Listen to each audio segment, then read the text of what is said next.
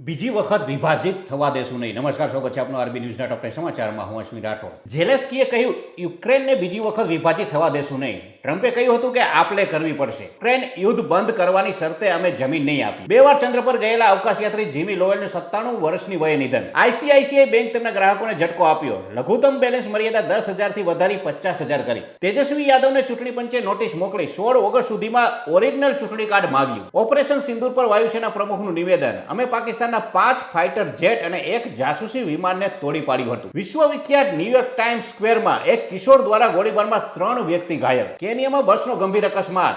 એક બસ ખાઈમાં પડતા 10 મહિલાઓ સહિત 26 લોકોના મોત. ભારતીય વિમાનો માટે હવાઈ ક્ષેત્ર બંધ કરવું પાકિસ્તાનને ભારે પડ્યું. અત્યાર સુધી $4.1 અબજ થયું નુકસાન. રાષ્ટ્રપતિ ટ્રમ્પની હાજરીમાં વ્હાઇટ હાઉસ ખાતે અઝરબૈજાન અને આર્મેનિયા વચ્ચે 40 વર્ષ જૂના સંઘર્ષનો આવ્યો અંત. બંને વચ્ચે થયો શાંતિ કરાર. લાંબા વિરામ બાદ રાજ્યમાં અનેક જગ્યાએ વરસાદ.